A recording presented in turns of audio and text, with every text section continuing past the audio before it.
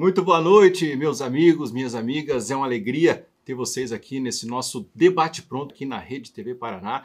Já de bate-pronto, quero pedir para você seguir as nossas redes sociais, @odebatepronto, marinhosilva.oficial, Fernando Schumacher Melo. Você já sabe, sou o Fernando Schumacher, advogado e cientista político. Olá, tudo bem? Eu sou o Marinho Silva, advogado, mestrado na área de Direito Constitucional e também especialização em parte de Gestão, Liderança Política. E nós temos hoje, Schumacher, um convidado especialíssimo, cara. Especialíssimo, todo mundo conhece. E o cara que ele não tem muita intimidade com as câmeras. A gente teve que ajudar ele um pouco. Aqui, ele está aprendendo, assim, nós estamos dando algumas dicas com relação a como se portar aqui no estúdio. Erivelto de Oliveira, que é uma satisfação muito grande, Erivelto, ter você aqui, cara. Obrigado, Marinho. Obrigado, Schumacher, pelo convite. Vamos conversar. Então tá bom, eu gostaria de fazer a apresentação do nosso convidado, posso? Pode. Então vamos avisar o pessoal que esse primeiro bloco vai ser só de currículo, então, né? É verdade. Exagero. Esse metade do segundo bloco vai ser só o currículo do cara aqui, mas eu vou fazer uma leitura, tipo narrador de corrida de cavalo. Manda ver. Igual Igual coligação política. Vai. Isso é verdade. Erivelto Alves de Oliveira é jornalista e músico, nascido em Curitiba e formado pela Universidade Federal em 1987. Iniciou sua carreira em 1986 como estagiário na Rede Ferroviária Federal e repórter na TV Curitiba, sendo logo contratado pela TV Paranaense, atual RPC, onde trabalhou por 27 anos como repórter, editor e apresentador. Cobriu a Conferência da ONU no Egito em 1994 e acompanhou Missão Empresarial à China em 1998. Já em 2017 criou o canal YouTube Brasil Decor, voltado à valorização e visibilidade da população negra. Na política, afiliou-se ao PPS em 2016 e concorreu à Câmara de Curitiba, tornando-se suplente e assumindo o cargo em 2019. Atua em pautas sociais como moradores de rua, imóveis abandonados e trânsito. Não deu o primeiro bloco inteiro, mas foi muito próximo. É isso, pessoal. Né? Obrigado. Começa a subir as letrinhas. Erivelto, muito obrigado por você estar aqui. Eu quero começar fazendo uma pergunta, pessoal de casa, Marinho, porque você me corrija se eu estiver errado, mas você foi um dos primeiros apresentadores negros de telejornais. E nós temos, muito recentemente, acontece sempre, né? Mas casos de racismo no futebol, casos de racismo na Europa, pessoas fazendo gestos, enfim. E eu me lembro muito, você fez parte da minha vida, todo dia estava na minha casa assistindo telejornais e na vida de muitas pessoas. Se você sofreu algum tipo de preconceito e como foi fazer parte disso, se fez as batalhas que você enfrentou nesse sentido? Então, eu possivelmente não fui o primeiro apresentador negro. Eu acho que o primeiro negro a apresentar telejornais, a ser repórter em Curitiba, antes de mim, foi o Narciso Assunção. O Narciso hoje ele estaria mais ou menos com 65, 67 anos, ele era um pouco mais velho do que eu, infelizmente ele faleceu uns 10, 15 anos atrás, e ele era negão mesmo, fortão, altão. Tipo nós. Tipo eu premium. E ele foi o primeiro, e eu possivelmente fui o segundo. Na RPC eu fui o primeiro repórter homem negro que trabalhou aqui, depois, um ano depois, a Dulcineia veio de Londrina para cá. E assim, sempre que eu dou essa resposta, às vezes ela é até mal interpretada. Eu, talvez, ou como se diz, por passar despercebido, talvez tenha passado despercebido, ou alguém possa ter me tratado mal, ou ter cometido algum ato de racismo contra mim, sinceramente eu não percebi. Desde que eu comecei a trabalhar, eu sempre percebi respeito e carinho das pessoas. Claro que ninguém gosta de tudo, pode ser que uma ou outra pessoa não gostasse de eu estar fazendo o meu trabalho, não gostasse de ver um negro na televisão. Isso é bem possível de ter acontecido, né? O ano que vem eu vou fazer 40 anos de comunicação, né, de jornalismo. Então é óbvio que em 40 anos alguém pode não gostar do seu trabalho, alguma coisa assim. Mas eu tive um ou outro episódio, inclusive eu sempre conto, e nem foi um episódio assim eu não considerei como racismo, mas foi uma entrevista que eu fiz com um diretor da época do Hospital Evangélico, era uma denúncia que a gente estava fazendo na televisão. Ele não gostou da denúncia e deu uma entrevista na RPC, para a Tribuna do Paraná, dizendo assim, um repórter de cor do Canal 12 veio aqui e me chamou de mentiroso, eu não sou mentiroso e tal. Até o diretor de jornalismo da época da RPC falou, ó, você quer processar e tal? Imagina, deixa o cara, né? Deixa ele desabafar. E no dia seguinte ele foi na Câmara Municipal dar explicações no plenário e apareceu lá o Narciso Assunção. Sim. E ele achou que eu era o Narciso. E foi pra cima, ou melhor, que o Narciso era eu. E foi pra cima do Narciso, dando de dedo no Narciso, até o Narciso explicar que focinho de porco não era tomate. Foi esse episódio. Tudo que aconteceu assim comigo nesses 40 anos de profissão, que eu me lembre de episódios, enfim, de ter alguma vítima de racismo, foi esse. Bacana. E me diga uma coisa, Erivelto, ainda na parte de comunicação, como que foi a tua trajetória? Teve dificuldade? Como que foi para você entrar em canais de grande destaque da imprensa brasileira, por exemplo, a RPC? O caminho teu, faculdade, como que foi o caminhar nesse... Eu quase fui forçado a entrar em televisão. As pessoas... Eu tenho falado muito isso, assim, quando as pessoas me perguntam, né, como é que fui parar na televisão. Quando eu entrei no curso de jornalismo, eu entrei em 84, né? A gente ainda estava sob o regime militar e ainda existia na cabeça dos estudantes de jornalismo algo de romântico, mas também que tinha a ver com a profissão. Uma redação esfumaçada, fumaça de cigarro, aquele barulho de máquina de escrever, aquelas maquininhas Remington preta, sabe aquele clima... anos 50, assim, era esse o ambiente que eu imaginava que eu fosse trabalhar, numa redação de jornal cheia de jornalistas correndo e aquela coisa toda, e eu nunca entrei numa redação de jornal, né, a não ser para fazer reportagem. Eu entrei como o Marinho leu no currículo, eu entrei no departamento de comunicação da Rede Ferroviária Federal como estagiário. Colocaram um anúncio de estágio lá no corredor do curso, eu vi, peguei, fui lá na rede e me contrataram. Eu e mais uma amiga minha, Thaisa, que ela era de publicidade e eu de jornalismo. E nós ficamos lá, eram 10 meses de estágio. Durante esse estágio, o departamento de comunicação da rede era um dos melhores departamentos de Curitiba, porque tinha jornalistas muito bons lá, experientes e tal. Pedro Chagas, Cláudio Dalla Beneta, Gilberto Larsen. E um deles, o Cláudio Dalla Beneta, ele era editor do Jornal Estadual, segunda edição. E a gente acabou ficando amigo e passou mais ou menos ali uns 5, 6 meses, ele chegou para mim e falou, ó, Erivelto, o Jamur Júnior, que é o diretor de jornalismo da TV Curitiba, tá precisando de um repórter. Vai lá falar com ele. Eu falei, você tá maluco? Não vou falar, não. Você não queria, não é? Televisão não é comigo. Não, nunca tinha passado pela minha cabeça. E nessa época você tinha algum sonho, assim? Eu quero ser tal coisa. Não, queria ser repórter Queria ser repórter. O meu sonho era ser repórter de jornal, escrever texto e tal. Ele falou isso uma vez, passou uns dias, já foi lá falar com o Jamur? O Jamur tá esperando, eu falei com ele e tal. Aí lá pela 4ª ou 5ª vez, para não perder o amigo, eu fui conversar com o Jamur.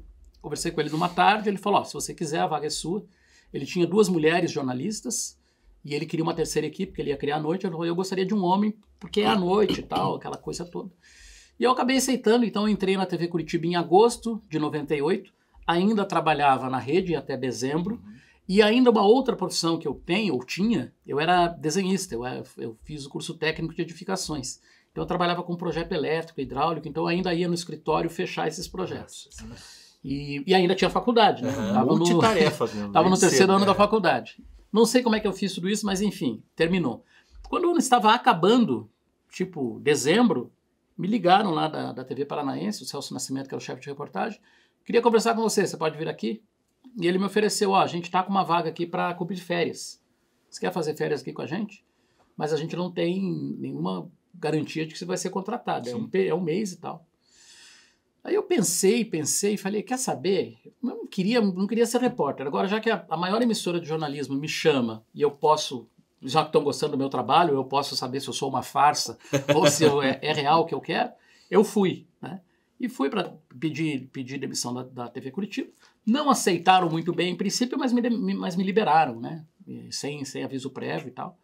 E fui para a TV Paranaense e lá eu fiquei aí é o resto da história. Eu fiquei lá 27 anos. Saí em 2013, fui para RIC, depois... A TV Curitiba era qual canal? A TV Curitiba era o canal 2, é o canal da Band hoje. Ele era já do Joel Malucelli, mas ele não tinha programação da Band, porque na época nós tínhamos aqui em Curitiba a Rede OM, que era do Martinez. E ela tinha a programação da Bandeirantes. Então, demorou alguns anos até a OEM sair do ar, né? E a TV Curitiba, que era o Canal 2, passar a ser a programação da Bandeirantes.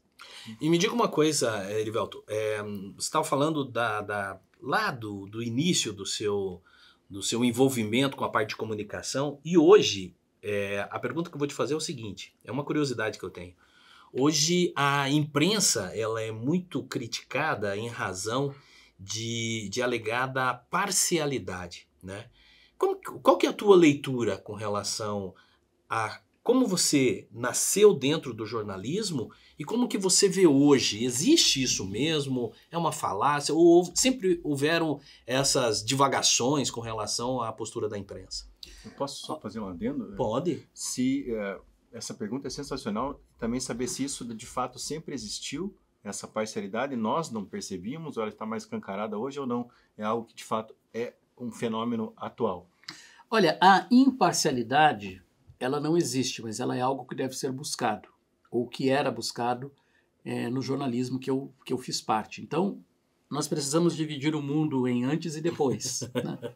Antes, eu diria que até de 2010, 2008, o jornalismo que eu fiz daquela época que veio depois do período militar, e aí, pelo menos uns 20 anos aí, 20, 25 anos, o que o jornalismo fazia? O jornalismo mostrava os fatos, os dois lados de uma história, enfim, uma pessoa era acusada, a pessoa se defendia, você mostrava uma denúncia, mostrava um problema, e era assim que a gente trabalhava. Qualquer jornalista, um repórter de televisão que pegasse uma reportagem, e se você pegar, 100 reportagens feitas pelos mais variados veículos e tudo mais, você vai ter ali 95, talvez até mais, com um texto muito parecido, uma versão muito parecida, porque a gente retratava o que nós víamos na ótica do profissional de comunicação, tá?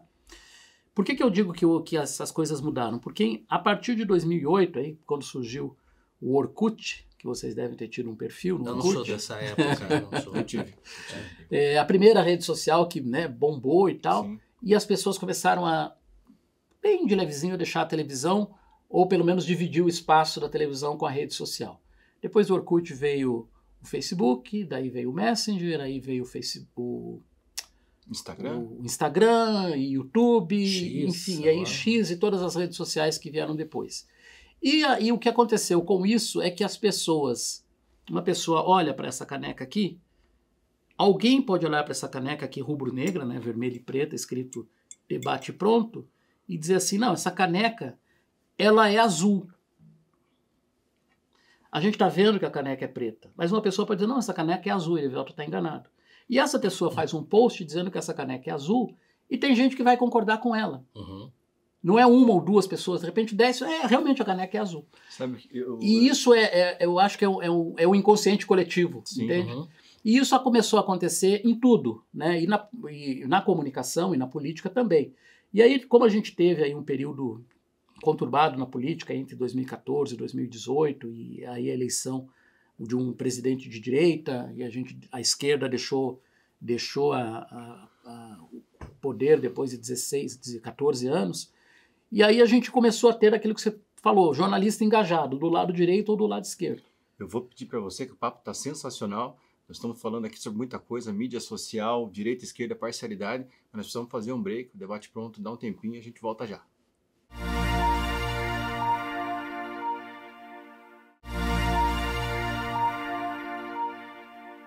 Olá, meus amigos e minhas amigas, estamos de volta com o segundo bloco do Debate Pronto com um excelente convidado, um cara daquele que é fora da curva, Erivelto de Oliveira. Eu acho que você, tenho absoluta certeza que você acompanhou todo o trabalho que ele fez no jornalismo do estado do Paraná e para nós é uma honra muito grande tê-lo aqui.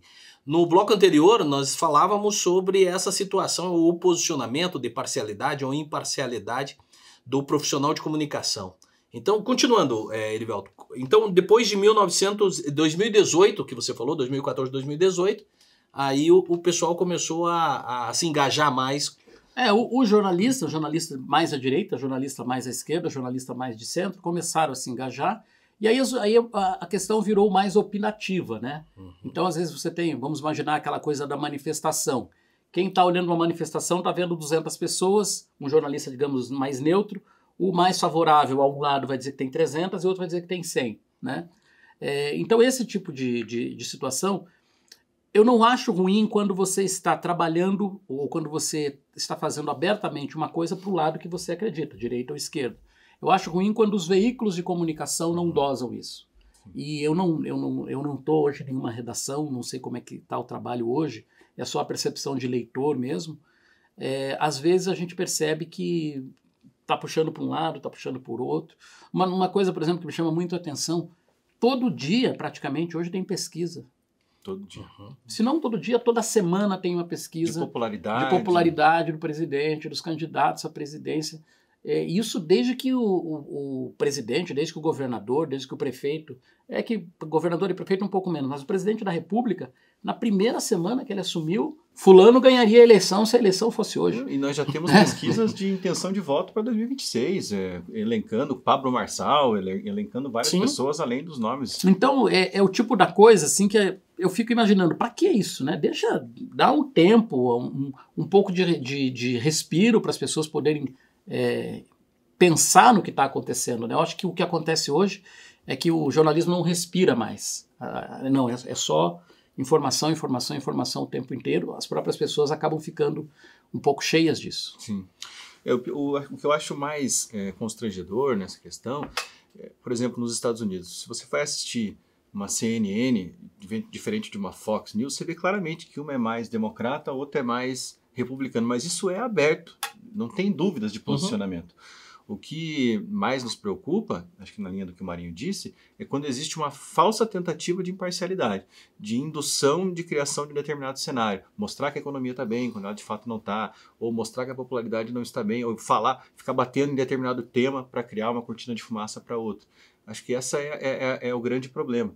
Além das notícias inventadas, que daí é um fenômeno das mídias sociais mesmo. Esse é um grande problema. E eu não sei mais hoje, por exemplo, se eu estava lá em casa, eu queria saber o que estava acontecendo no mundo, o Erivelto entrava na minha casa às 7 horas e eu confiava no Erivelto. Eu confiava no Cid Moreira, como é que é o nome do outro? Do Jornal Nacional, Sérgio Chapelin. Sérgio Chapelin. O que ele dizia para mim era verdade. Eu hoje não sei em quem acreditar. Porque a verdade passou a ser questionada. Ou o fato passou a ser questionado. Eu acho até que o volume de informações hoje é tão grande que você vê questionamento ou contestações de todos os lados em qualquer assunto, né? Então hoje isso leva uma insegurança muito grande para a pessoa que está na sua casa, que está recebendo esse impacto de informações, porque, como você pegou e falou, essa caneca é preta, daqui a pouco o cara vai no Instagram, aparece para ele dentro da bolha dele de que a caneca é azul, daqui a pouco ele sai, ou pior, alguém pode, hoje com a tecnologia, né, alguém pode colorir essa garrafa aqui, essas canecas de azul, porque ele não gosta do preto, e a gente vai ao ar com essas canecas azuis. Eu tiro uma foto, manipulo uma foto e faz um vídeo, os influencers que nós temos aí, e dizem, olha, eles estavam usando caneca azul porque eles não gostam do preto. Enfim, uma coisa... É o tipo do raciocínio hoje que ele é muito maluco. É muito maluco. E você me falou um negócio aqui que me deu um insight, né? E também eu acho que é uma outra realidade. Me corrija se eu estiver errado. Tem a questão de que, em razão da democratização da informação, em razão das redes sociais, hoje não existe a obrigatoriedade do jornalista formado. Então, ou seja, tem determinadas pessoas que se intitulam como jornalistas, influencers mesmo, como você pegou e falou, das redes sociais, e que eles têm milhões de seguidores e eles colocam as informações, mas sem preocupação técnica, porque eles não tiveram a formação de uma faculdade ou até mesmo da escola da vida, né? Eu acho que isso é uma outra situação que impacta. E isso é, na minha opinião, um grande erro, né, do Congresso, em 2012, acho que se a memória não me falha, quando caiu o diploma, a obrigatoriedade de diploma, ainda todos os anos os jornalistas tentam votar a PEC de novo, que o diploma seja obrigatório, mas enquanto não se vota, já se passaram 13, 14 anos, né? E nós temos já as consequências desses anos em que você não exige a formação. São profissionais mal preparados, profissionais não dá nem para chamar de profissionais, né? Pessoas mal preparadas para exercer a função e pessoas que têm o poder de sedução de outra forma, que são os que nós chamamos de influência, que estão aí fazendo, né, dando opinião sobre tudo e, enfim, roubando um espaço que poderia ser hoje dos jornalistas formados. Enfim. Deixa eu te falar um negócio. Deixa, claro. Debate Pronto trabalha os temas do quê? Política, economia, direito, né? E direito também. Vamos falar um pouquinho sobre política? Só se for agora. Já. Então vamos pro lado vereador do Erivelto de Oliveira. Eu acho que é muito interessante. Vamos começar, Lula ou Bolsonaro? Pois é, a gente não tava o meu partido não estava com nenhum dos dois. Né? A tua história dentro da política, porque um cara de sucesso dentro da comunicação, cara, o que te levou para a política? Qual foi assim o gancho ou qual que foi a tua vocação, a tua provocação para você entrar na política? Eu não sei se as pessoas perceberam quando você leu o meu currículo, você falou, fiquei da RIC em 2015 e aí em 2019 assumi a Câmara de Curitiba. Tem um período aí, né, 16, 17, 18, o que eu estava fazendo nesse período? Então eu tenho uma empresa de comunicação, estava fazendo media training, apresentação de eventos, treinamento, enfim, várias coisas na área de comunicação. E aí, é um trabalho que é legal, mas eu comecei a me sentir assim, puxa, tô sem equipe, tô sem gente para trabalhar, para trocar informação, acho que eu tô precisando disso de novo. Mas eu não queria voltar para a televisão. Depois dessa minha experiência de quase 30 anos em televisão, eu queria um refresco de TV. Não achava... Poderia ter tentado a Rede Massa, poderia ter tentado a Band, mas nem tentei. E aí eu estava ouvindo o rádio, estava cortando grama lá em casa, no final de 2015, bem no finalzinho, e eu vi uma notícia no rádio, acho que era Band News, dizendo agora o prazo para filiação partidária para as próximas eleições caiu de 1 ano para 6 meses. E naquele momento eu pensei, nossa, eu posso ser candidato a vereador no ano que vem, que era 2016, teria eleição.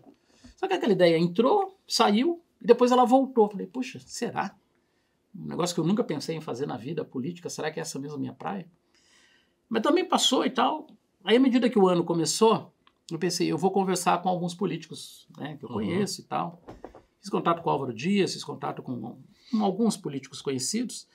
E aí, um dia eu liguei para o Rubens Bueno, deputado Rubens Bueno, do PPS, um partido mais à esquerda, né, no espectro.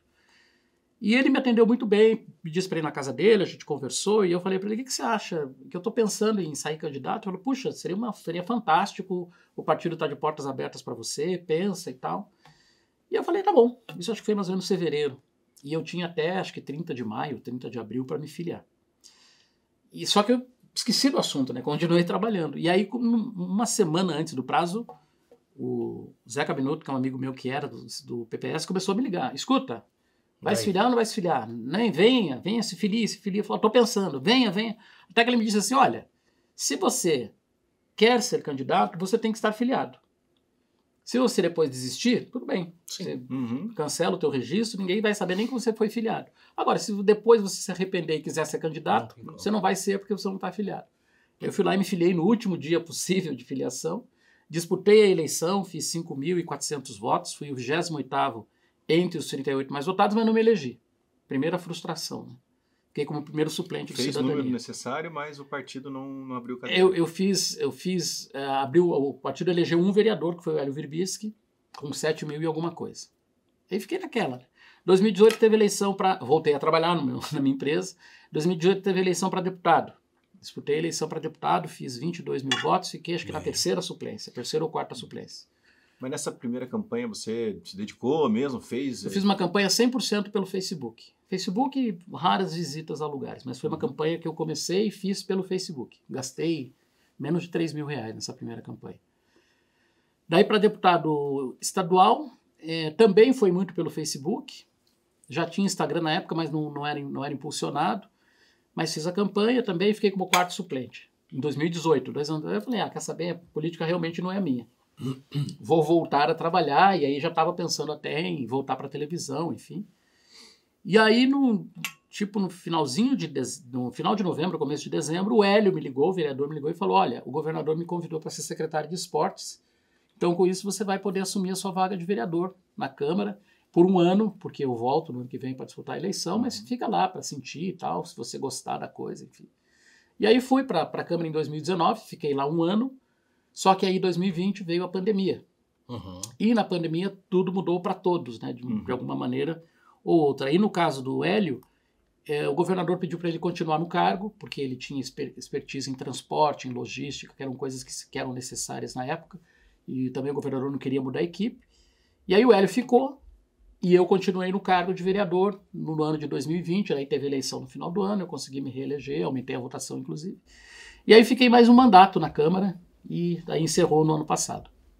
Que legal. E nesse período que você ficou na Câmara, Erivelto, quais foram os principais desafios que que te fizeram, que as pessoas trouxeram para você, que você sentiu dentro da Câmara?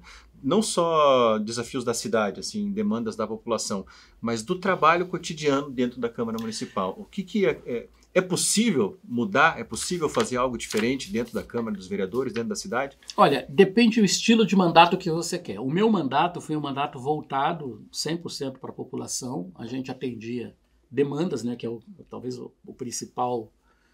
principal história que um vereador enfrenta todos os dias. É uma pessoa ligando para pedir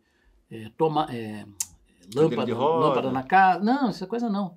Essa coisa do vereador assistencialista, já em Curitiba, pelo menos, isso acabou lá em 2010. Inclusive, quando a gente ainda estava no Paraná TV, a gente acabou derrubando aí um estilo de fazer política. Mas a pessoa que quer uma lâmpada na rua, quer asfalto, roçada de mato, mais segurança, creche para criança, que é uma coisa que normalmente falta. Então, essas são as demandas que a gente tenta sempre resolver com a prefeitura. E, na minha opinião, o vereador tem que ter uma causa, uma ou duas ou três causas para fazer o trabalho diário, né? Aquele trabalho que você vai em instituições, que você atende alguma demanda da cidade. As minhas demandas principais eram o trânsito, em ordem decrescente, né? O trânsito, a assistência a idosos e crianças e a tarifa zero no transporte, que foi o que eu, durante, não os 6, mas durante 5 ou 4 anos, eu tive isso como uma bandeira que eu sabia que era difícil de ser implantada na cidade, a tarifa zero, mas a gente discutiu esse assunto, a gente trouxe esse assunto para a pauta, nós tivemos uma comissão na Câmara, que era uma coisa difícil de acontecer, mas uma comissão... Vereador Dalton também fazia parte. Vereador Dalton, vereador Serginho, vereador Márcio Barros, vereadora Georgia, vereador Rodrigo, eu acho que eram esses. E a gente discutiu o transporte de uma maneira que talvez isso não tenhamos conseguido a tarifa zero naquele momento, mas tem lá um começo, uma discussão, como que você pode viabilizar isso, enfim. É difícil, mas não é impossível. Legal. O papo tá muito bacana, mas eu acho que nós vamos fazer o seguinte, vamos dar um intervalo, porque eu quero pegar essa linha de fala do Erivelto de Oliveira, para daí fazer uma pergunta, mas eu sei que essa pergunta vai ser profunda. Então o pessoal que está em casa, aguarde só um minutinho, VaptVupt, a gente já volta.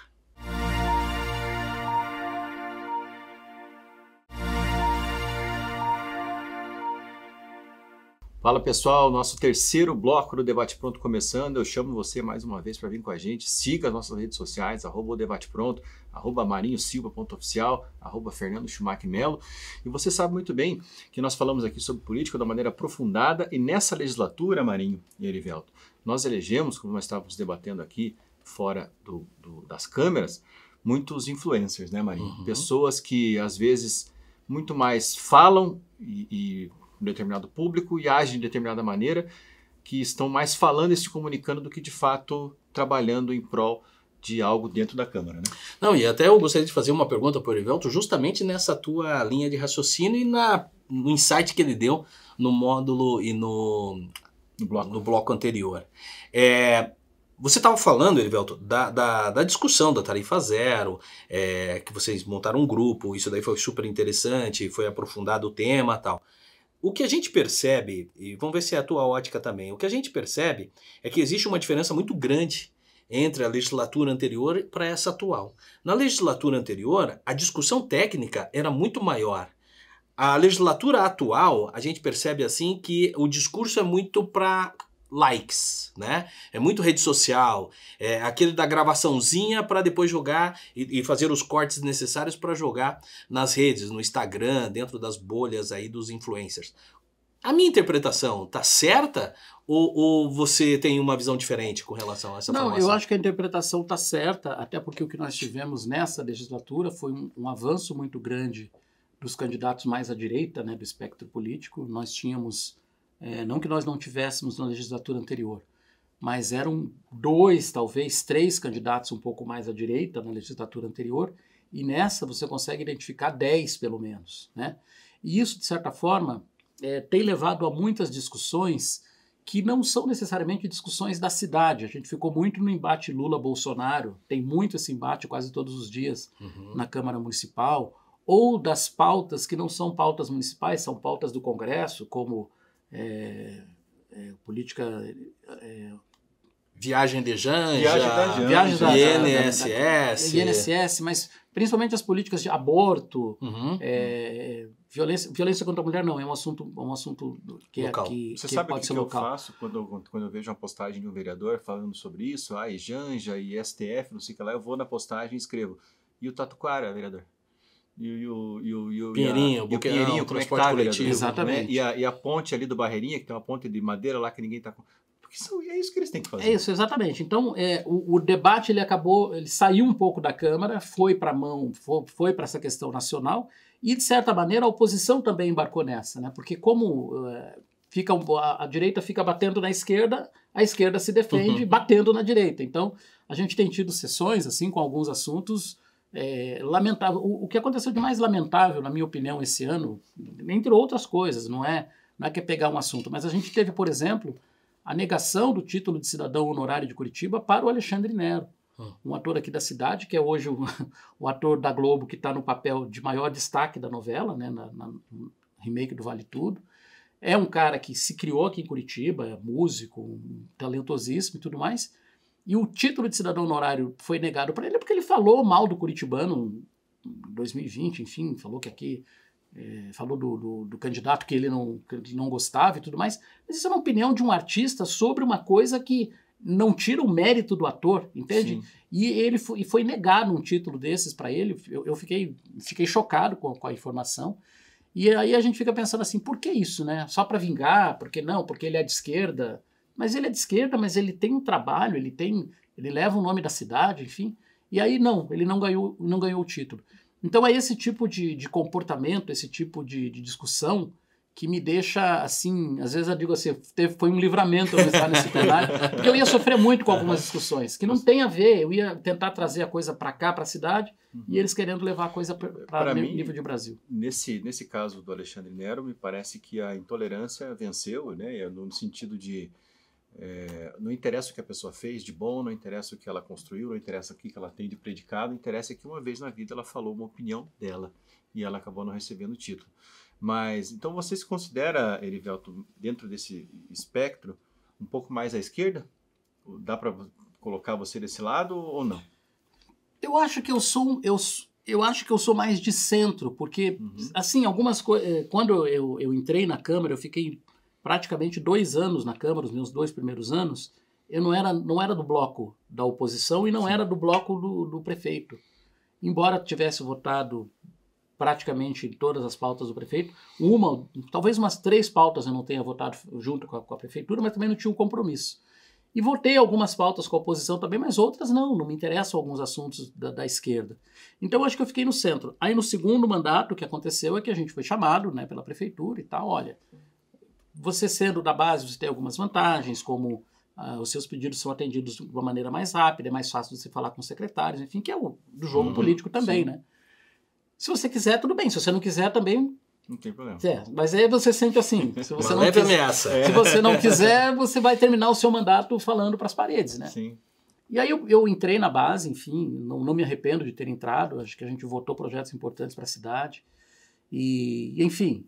mas eu acho que eu estou no centro, meio esquerda, meio direita, sabe? Eu sou uma direita um pêndulo, né? Entendi. Um pêndulo de relógio. Às vezes vai para lá, às vezes vem para cá. Eu quero sair um pouco da política. Mas agora, mas eu digo assim, a postura radical de nenhum dos lados. Não, posso só a última e depois eu acho que nós saímos da política. Manda ver. Você falou que as bandeiras que você sempre defendeu foi tarifa zero, foi trânsito, criança e idoso. Você não saiu candidato a vereador, você não saiu para reeleição. Por qual motivo? Você se desencantou com a política ou as pautas que você defendia foram criadas políticas públicas e agora está tudo tranquilo? Não, eu inclusive acho que os vereadores que ficaram, tem um bom tema para dar sequência. podem pegar essas pautas e continuar com elas. Inclusive, alguns vereadores têm esse trabalho, né? Trabalhar com idosos, com crianças, enfim. Inclusive, com a proposta de Tarifa Zero, acho que é uma proposta que não deve morrer. Alguém deve pegar essa proposta. Mas eu saí primeiro porque eu comecei a sentir que o meu perfil não era um perfil de legislativo, porque é muito difícil você criar leis hoje em dia, né? A gente tem quase 70 mil políticos no Brasil hoje no legislativo municipal, estadual e federal. Vereadores, acho que são 65 mil. Imagina você criar uma ideia que ninguém... né? A gente faz adaptação de lei, uma coisinha aqui, uma coisinha ali, mas é muito difícil. E o trâmite das coisas também, de certa maneira, já... Tipo, eu fiquei 6 anos na Câmara, comecei a pensar 10% da minha vida lá, vou ficar mais 4, aí vou acabar me acostumando, e daí só disputar a eleição. Não que eu seja contra isso, mas para mim eu não queria isso. Entendi. E aí eu desisti de disputar a eleição, por isso que eu assumi a prefeitura, né, porque eu não era candidato em 2024, eu não fui candidato, daí eu pude assumir a prefeitura em função disso. E enfim, e aí eu queria ir para o Executivo, que é onde eu estou hoje. Eu ia fugir da política, mas agora você falou num tema que não dá para não perguntar. Como que foi essa experiência de assumir o Executivo? E também fala de onde você está agora, na coordenadoria ali da Escola Municipal de Sustentabilidade. Como que foi assumir a prefeitura pelo período que você assumiu? Se deu para ter uma ideia da noção do trabalho, do que pode ser feito? Deu para ter uma noção muito legal do trabalho. Foram 9 dias de prefeito. Primeiro que a chave muda, né? Eu com o meu jeito, assim, meio um pé atrás e tudo mais, as portas se abrem para você, as pessoas querem falar com você, o tratamento... Eu tive um tratamento assim de primeiro-ministro, né? Foi muito legal. Consegui assinar algumas leis, uma lei, inclusive, que a gente tinha aprovado na Câmara, que é o passaporte celíaco, para pessoas que são intolerantes à farinha de trigo, que não podem consumir farinha de trigo. E é um passaporte que a gente criou para os hospitais, que as pessoas possam levar a comida de casa, caso o hospital não ofereça. Visitei praticamente os pontos ligados à minha pauta, fui, né, em bairros e tudo mais, recebi representantes da comunidade negra na prefeitura, que também foi uma coisa importante, fui onde será o Bosque Zumbi dos Palmares, lá no Pinheirinho. Então foi uma agenda muito intensa, assim, tipo com 6, 7 compromissos por dia.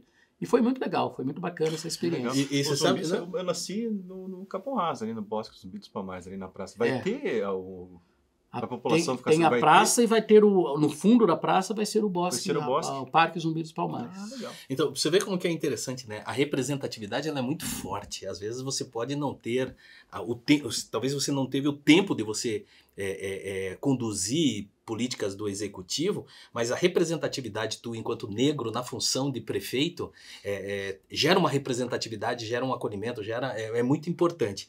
E aí eu gostaria só eu vi uma fala tua, Erivelto, que eu achei muito interessante.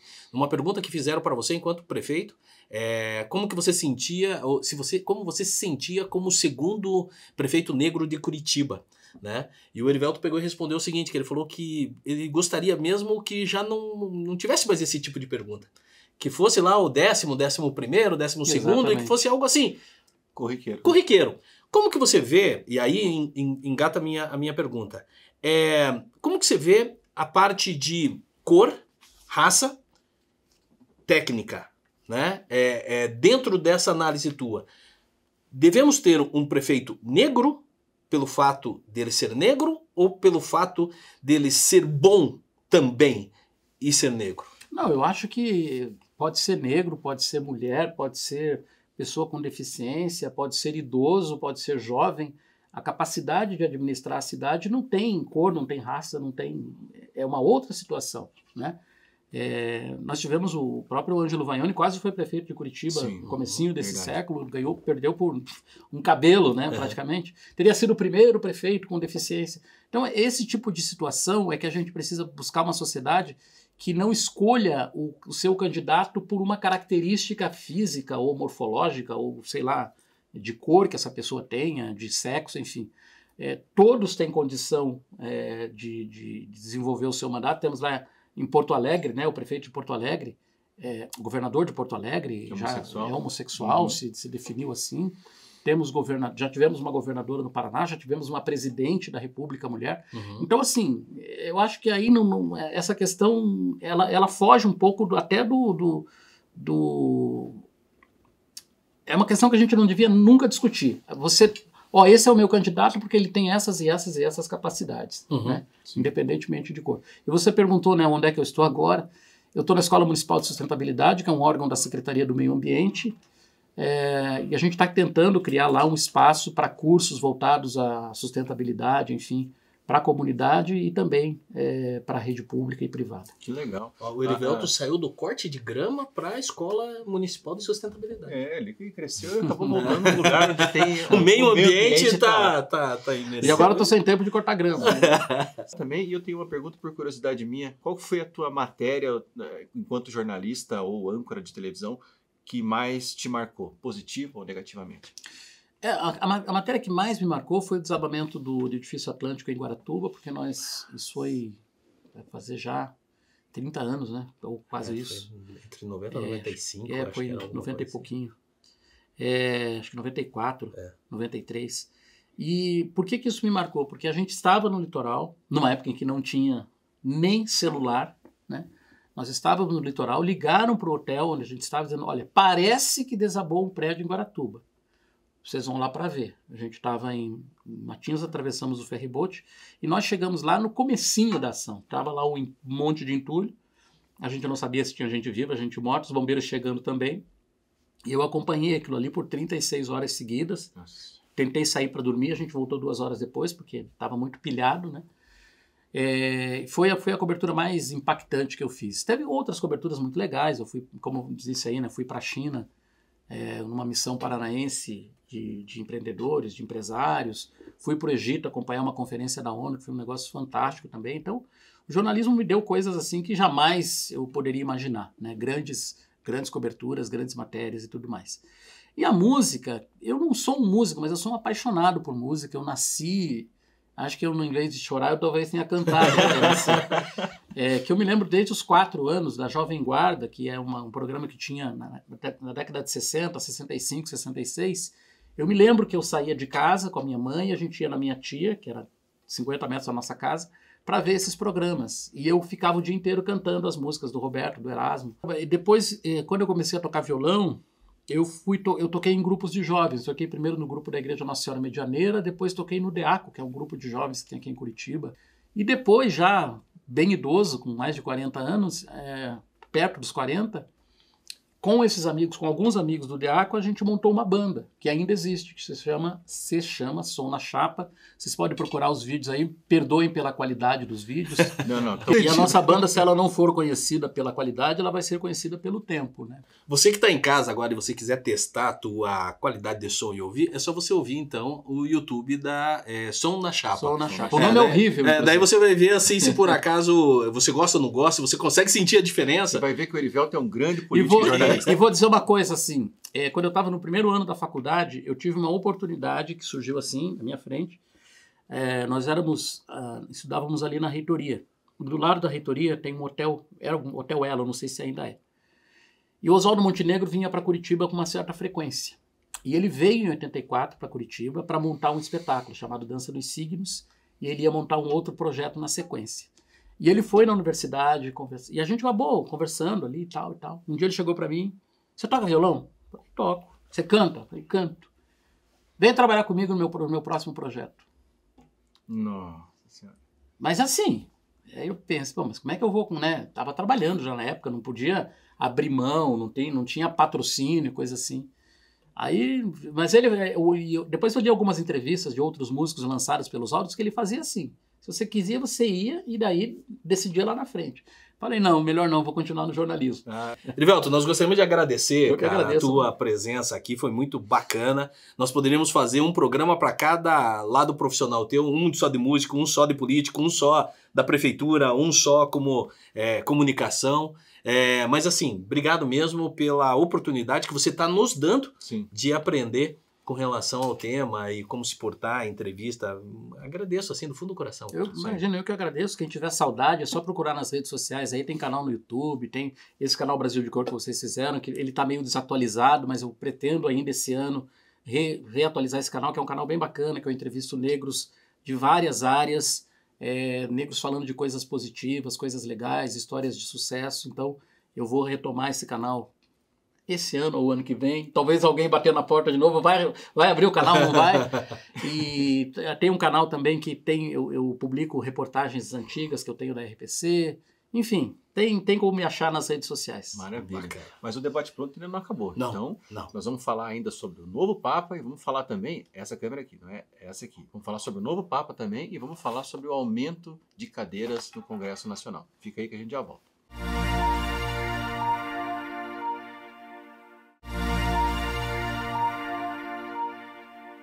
Estamos de volta com o quarto e último bloco do Debate Pronto. Muito obrigado por você estar aqui até essa hora. E Marinho, nós tivemos aqui agora o Papa da Comunicação e da Política do Paraná. E nós temos também lá em Roma o Papa eleito. Habemos Papa, Marinho.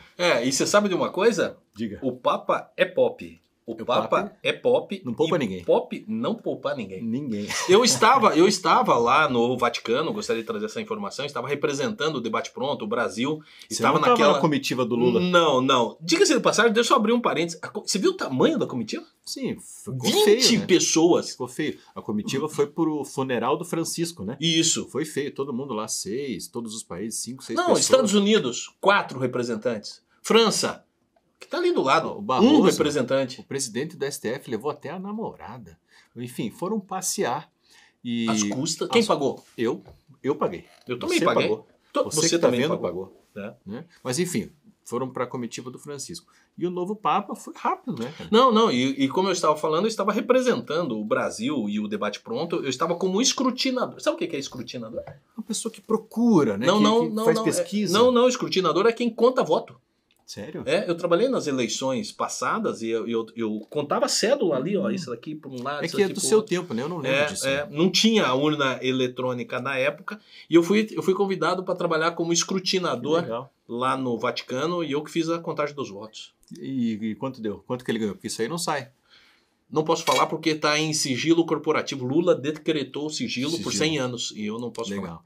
Mas o Papa, quem é o Papa? É o Papa Leão 24, Leão 14, me fugiu o nome Leão agora. 14. 14, Leão 14. 14. Papa Leão 14 é um Papa Robert Prevost, um Papa americano-peruano. Ele é mais peruano que americano. Não, mas né? ele, nascença, ele é americano, Americano de mas nascença. ficou muito tempo no Peru, né? Ele foi ordenado bispo no Peru, foi com 30 anos para lá e fez toda a sua carreira Papal. papal. Não, papal vai começar agora. É verdade. Cardeal, apostólica, né? Uhum. No Peru. Tanto que no primeiro discurso dele, ele fez um discurso, lógico, em italiano, mas falou em espanhol primeiro. No dia seguinte, ele falou americano. Ele deixou claro que não é um Papa pró-Trump, né, por ser americano. Ele tá mais para um Papa peruano, viu? Mas eu acho que tem recados nas entrelinhas, cara. Primeiro pelo seguinte, se a gente for observar, o Papa Francisco, ele tinha um entrave de discussão, não vou falar animosidade, porque um Papa não deve pensar assim, mas tinha um conflito muito grande com o Trump, Sim. Trump 1, né, no mandato dele, e principalmente com os Estados Unidos. Sim. Né? E o fato de elegerem um cardeal americano como Papa, eu não sei se por acaso não tem um recado, tipo assim, ó, vamos apaziguar a situação. Sim. E ele já entra pedindo desculpas, né, falando bem assim, não, olha, eu não sou trumpista, né? Não, mas ele é americano, então assim, já é uma... Acho que tem isso também, e tem a questão de que o maior número de católicos do mundo está nas Américas. O Brasil é o maior país católico do mundo, o México é o segundo maior país católico do mundo. Os Estados Unidos, como você bem disse no início aqui, fora das câmeras, pesquisando aqui, estudando, 20% de católicos, né, um país eminentemente protestante, tem 20% de católicos. Eu acho que é um recado no seguinte sentido, 2 papas americanos, seja latino-americano ou norte-americano, é um recado da igreja, vamos cuidar dessa parte do mundo. E um negócio também muito interessante, que é o primeiro Papa dos Estados Unidos. Sim. Né? Então, assim, eu achava que já tinha. Também. Porque normalmente o Papa, daí você vai pensando, né? Aí era Polônia, então era, eu acho que austríaco, né? Com quem que era? O Ratzinger. Ratzinger. Ou seja, Europa, né? e vira um Papa americano, eu acho que é o segundo recado também. Sim. O primeiro recado, eu acho que é assim, uma proximidade com os Estados Unidos, no sentido de, não, nós valorizamos também o país. E uma outra situação é porque eu posso estar equivocado na minha constatação, mas o catolicismo ele está perdendo um pouco o espaço para os protestantes, né? Tanto que nos Estados Unidos, você veja, de 100%, 40% é protestante e 20% é católico. Sim. Será que também não é uma tentativa de conquista de espaço? É uma tentativa de conquista de espaço, apesar que esse Papa ele é menos, como que eu posso chamar? Ele é menos progressista que o Francisco. O Francisco, além de ter uma questão... É mais conservador? Mais conservador que o Francisco. Principalmente no que diz respeito aos costumes. Casamento gay, abençoar pessoas que estão casando pela segunda vez. Ele já se declarou totalmente contra isso. Mas aí ele... Totalmente ao contrário do que Francisco era. Que Francisco tentou uma aproximação com os homossexuais, uma aproximação com relação... Até se pode padres casarem. Até essa discussão chegou a se ter durante o papado de Francisco. Isso não deve ocorrer no Papa Leão.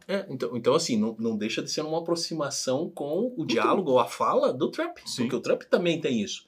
E agora você me fez lembrar, você sabia que eu trabalhei, conheci e tenho amigos que fazem parte de um movimento de padres casados, filhos de padres casados? Sério?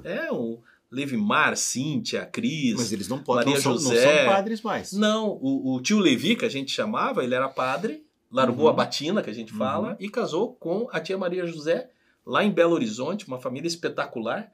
E aí eles tiveram filhos, mas eles têm um movimento, não sei se existe ainda, porque isso faz há muito tempo, mas eles têm um movimento dos padres casados. Mas se pastor pode casar, né?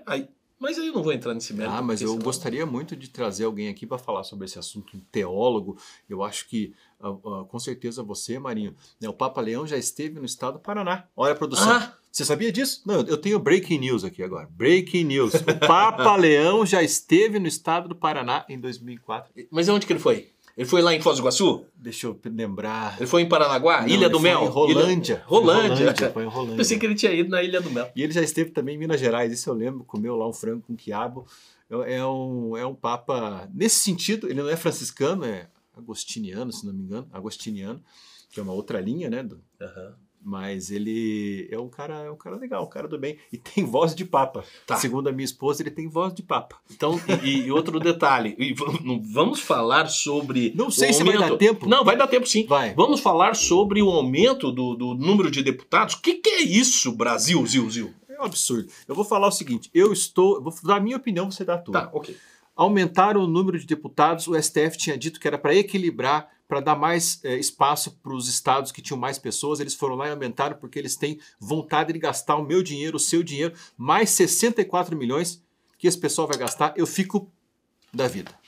E tem um detalhe interessante, por quê? Porque a representatividade, esse número de 513 deputados federais e que tinha lá 70 de São Paulo, 30 do Paraná, 8 de Roraima, foi feito em cima de um censo bem antigo. Sim. E atualizando hoje, não representava mais. Mas quando o STF pegou e falou atualizem, era para fazer o seguinte, era para fazer uma redistribuição. Sim, não era para desses 513. Era para adaptar, pegar daqui, tirar dali. Mas quem é o Cristo que está lá que vai querer largar dessa, né? Não vou querer ser chulo aqui, mas largar essa mamata é a palavra. E outro detalhe, 64 milhões de impacto na Câmara de Deputados. Mas isso é uma cascata, tem um efeito cascata. Por quê? Porque isso daí vai aumentar o número de deputados estaduais, pode ter certeza que vai aparecer isso. E número também de vereadores nas cidades, ou seja, o rombo vai ser muito maior. Porque nós falamos aí, é um deputado, né? Mas daí o deputado, daí tem o gabinete, daí tem os assessores, daí tem a família de não sei quem, daí vai colocar mais um, e vem... Sabe, é tanto penduricalho, que por isso que o Brasil, aquela frase, é por isso que o Brasil não vai para frente. É muita gente para carregar nas costas. Senhores, então nós gostaríamos só de dar essas pinceladas aí com relação ao Papa Leão XIV, com relação a esse aumento descarado. Vamos falar nos próximos programas. E outro detalhe, não quer dizer que já está efetivado. Esse aumento passou na Câmara de Deputados e agora vai para o Senado. Tem fala de senador falando que lá no Senado não vai passar isso não. Até porque não tem um corporativismo. Senador eu tenho esperança. Tem ali um espaço. Vamos tentar acreditar nisso. Então, gente, obrigado mais uma vez por vocês estarem participando junto com a gente. Nós gostaríamos de dar um recado. Se por acaso você tem algum conteúdo aí da tua cidade, manda pra gente, passa pra gente, ou dê o teu contato, a gente entra em contato, nossa jornalista vai lá, verifica e faz o levantamento e vamos trazer também o conteúdo da tua cidade para dentro do Debate Pronto.